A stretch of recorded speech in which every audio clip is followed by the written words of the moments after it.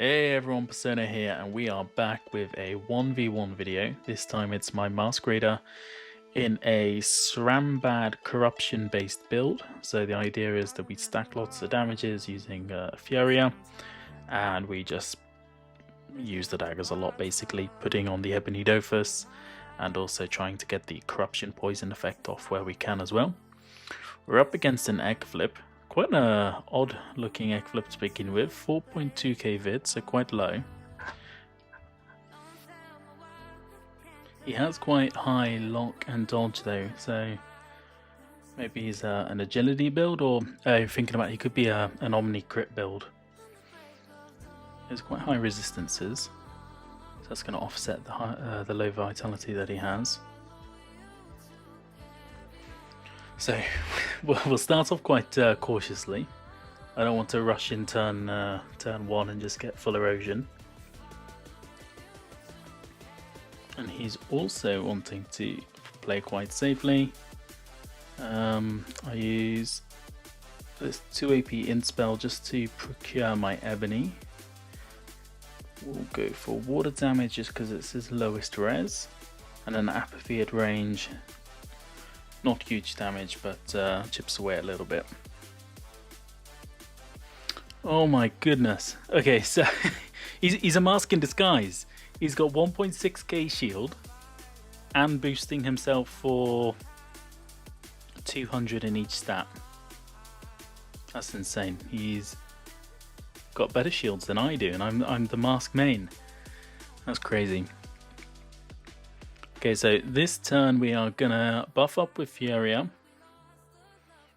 run the long way around for the Sylvan bonus.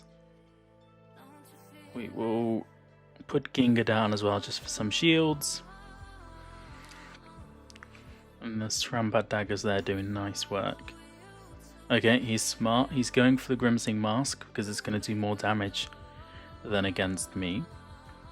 The reason why I really like the set that I've got against Ecaflips is because it's got super high critical resistance. So I've got 193 crit res. I think with perfect mages it should be a little bit higher.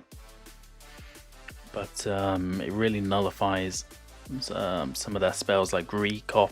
So if you're ever against like a chance Ecaflip and they're using Recop, you know how big that damage can be. So it helps to mitigate against some of that. And here we are, moving back in with the Srambad daggers, keeping pressure on him. He's down to 2.2k health. He's just going to keep on eroding us.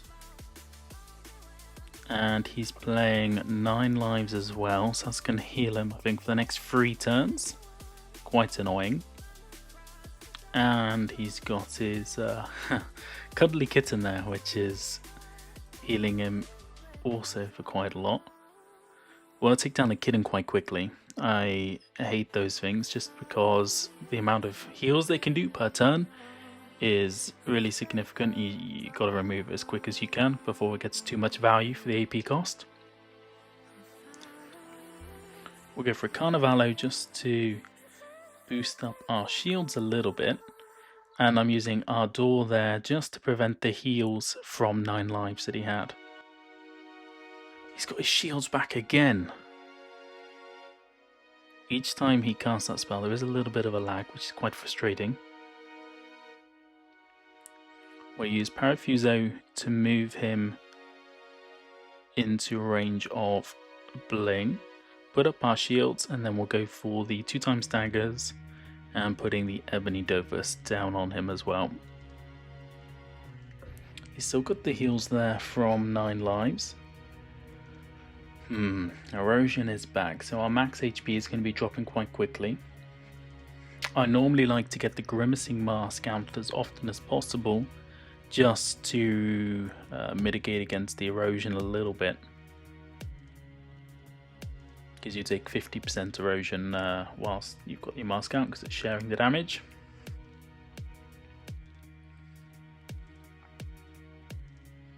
This turn though... Okay, Parafuso to bring him closer. We'll go for the weapon skill. Srambad daggers down, and yeah, Srambad daggers again. Oof, okay, he's healing a lot because he's using the the lifesteal spells, his HP does go back up quite quickly. Grimsing Mask, chance for protection. A little bit risky in terms of our vitality here, but I think we're safe given the damage sharing with the mask. He's got his shields back again. Every single time I feel like I can do enough damage to him with the Ardor to prevent his healing. He then has his shields back, so it's a good counter to Ardor.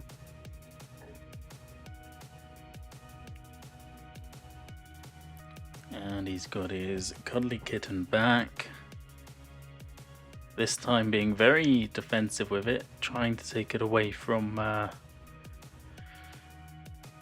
damage range from me. We'll stick to it. A bit of a mistake here, realizing I'm going to trigger my Ebony Dofus onto the kitten. Not ideal. I just wanted to get the minus damage effect onto the Ecaflip, because again, that's really effective against some of these Omni or crit based builds.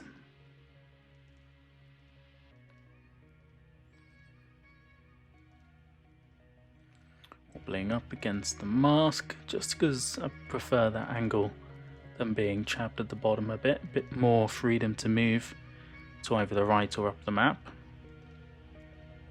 He's running in, putting erosion down. And again, here we're getting that lag when he's using all or nothing. Okay, we're going to debuff him to remove his shields. Parafuser to bring him in.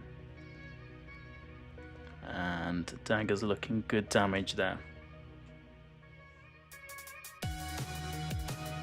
So we're at max HP, but well, our max HP's gone down quite a lot from the erosion.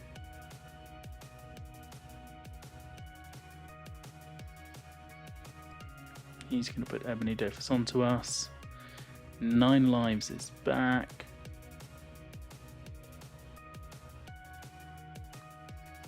Gonna have to put Trance on myself. I don't normally like doing that, but the mask is quite far away from myself. I'll put the 2 AP in spell onto the mask just so we can easily trigger Ebony. Go classic mask here just for the extra 200 shield, just because I see that we are quite vulnerable here. The mask is low HP, and we've got relatively low health after the trance. Again, he has his shield back, and boosting each of his stats by 200. Erosion again.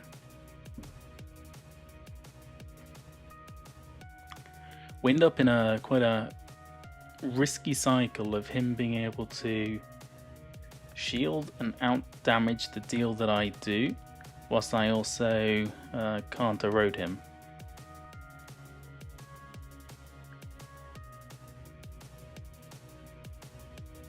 He's playing quite smart here with range, avoiding the Strambad daggers. I don't really want to risk going in this turn. I can use Ginga for shields, but I want him to come to me. I don't like playing the chasing game here.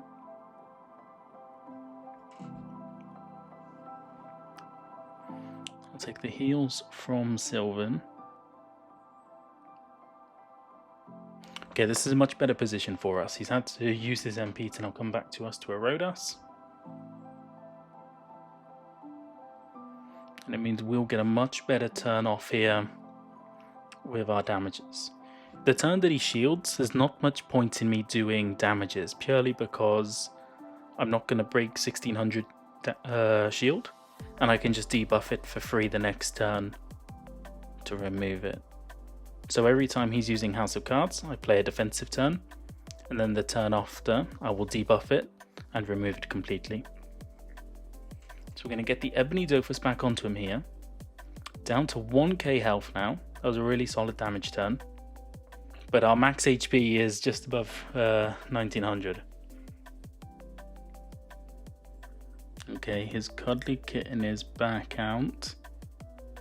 Frustrating there because it moves him into a safe zone. But I can Parafuso twice, do damage to him, whilst then bringing him into line of sight. Now, I'm debating here to outdoor him and then go for a kill on the next turn. Yeah, I think that's what I will do. The other option was to rush in with Bolish, but we're in a good position at the minute. I think we can play safe. Okay, his shields are back already.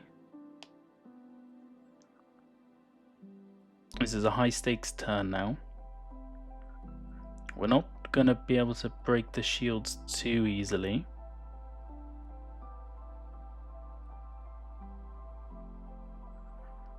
And he's also moved out line of sight. I can't really do too much this turn. I'm getting pretty low in terms of my max HP. Don't want to trigger any of his effects from the movement. I think I'll just go for Ginga, play safe, because we want to play around doing a debuff on the next turn using using our debuff spell. Get the additional shield from our black spotted Dofus for not doing any damage, and a Furia just to buff up our damage for the next turn. So the trick for the next turn here is we have to debuff his shields and really go for a kill, because we're going to be quite low and we don't, even if we trance, we're going to die anyway. So he's trying to heal up enough to survive one turn, basically. It's all or nothing here. So we're going to debuff. Shields are removed. 1700 damage to do. We can Furia. Stramba daggers. We've got the Ebony Dofus onto him as well. 53 HP. And Ebony for the kill. Oof. GG.